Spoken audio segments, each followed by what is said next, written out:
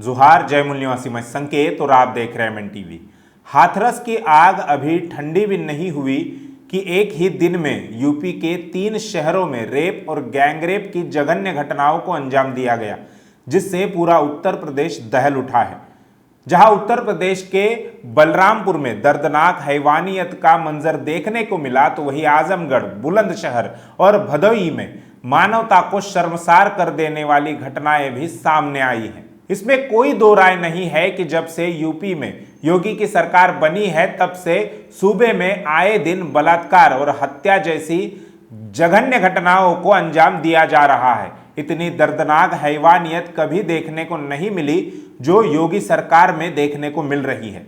BJP सरकार ने जब से बेटी बचाओ बेटी पढ़ाओ का नारा दिया है, तब से ही उत्तर प्रदेश में और ज्यादा हत्या और बलात्कार जैसी जघन्य घटनाओं को अंजाम दिया जा रहा है। अब तक हुए खुलासों में सामने आया है कि ऐसी घटनाओं को अंजाम देने वालों में सबसे ज्यादा ब्राह्मण और ठाकुर है। यह भी खुलासा हुआ है कि उन दरिंदों का तार बीजेपी और आरएसएस से जुड़ा है। यही कारण है कि बीजेपी सरकार अपराधियों को बचाने का काम कर रही है। यूपी में अपराधियों के लगातार ताबड़तोड़ एनकाउंटर हो रहे हैं, बावजूद इसके यूपी में अपराधी महिलाओं और बच्चियों को नहीं बख्श रहे हैं। खासकर नाबालिग बच्चियां बड़ी संख्या में अपराधियों का शिकार बन रही है। विधानसभा में रखे गए यूपी क्राइम के आंकड़े चौंकाने और परेशान करने वाले हैं। बच्चियों के साथ होने वाले रेप और अपहरण के केस हजारों की संख्या में पहुंच गए हैं। इसके बाद भी दावा किया जा रहा है कि योगी आदित्यनाथ अपराधियों पर नकेल कसने की कोशिश कर रहे हैं, लेकिन जमीनी हकीकत कुछ और ही है। हकीकत यह है कि सरकार अपराधियों को संरक्षण दे रही है, क्योंकि पुलिस अफसरों पर ही अब अपराधियों संग सांठगांठ के आरोप लगने लगे हैं। इससे यह साबित होता है कि योगी सरकार में अपराधियों के हौसले बुलंद हो चुके हैं, क्योंकि वे जानते हैं कि सरकार से लेकर पुलिस प्रशासन तक उनको बचाने का काम कर रहे हैं।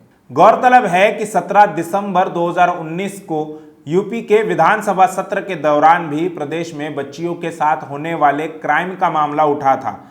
विधायक सुषमा पटेल ने यह मामला उठाया था। विधायक द्वारा उठाए गए सवाल के जवाब में यूपी सरकार ने बच्चियों के साथ होने वाले क्राइम के आंकड़े पेश किए थे।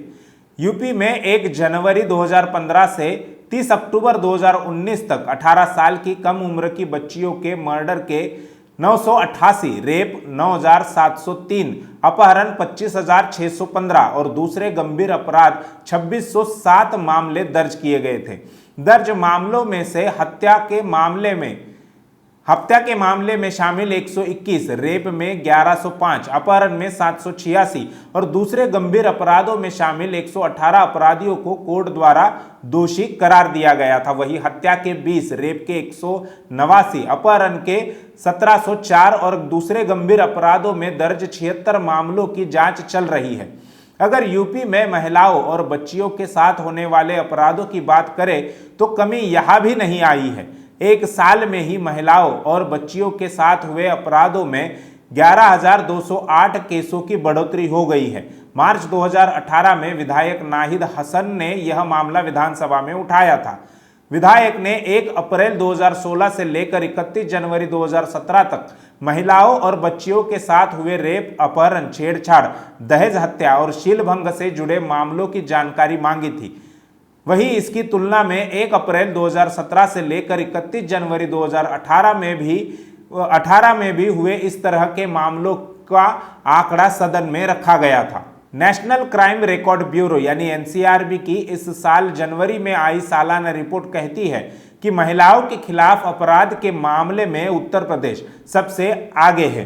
देश में महिलाओं के खिलाफ 2018 में कुल 3,78,277 मामले हुए और अकेले यूपी में 59,445 मामले दर्ज किए गए। यानी ये देश के कुल महिलाओं के साथ किए गए अपराध का लगभग 15.8% है। इसके अलावा प्रदेश में कुल रेप के 4,322 केस हुए, यानी हर दिन 11 से 12 रेप केस दर्ज हुए। ये खास बात यह है कि ये उन अपराधों पर तैयार की गई रिपोर्ट है जो थानों में दर्ज होते हैं। इन रिपोर्ट से कई ऐसे केस रह जाते हैं जिनकी थाने में कभी शिकायत दर्ज ही नहीं होती। और इसीलिए एक रिपोर्ट में कहा गया था कि भारत महिलाओं को रहने के लिए सबसे ज्यादा असुरक्षित देश है। यानी कुल मिलाकर मामला यह है कि साल 2015 में प्रधानमंत्री मोदी ने बेटी बचाओ की जो बात कही थी वह असल में नारा नहीं बल्कि सारे देशवासियों के लिए एक खुली चेतावनी थी।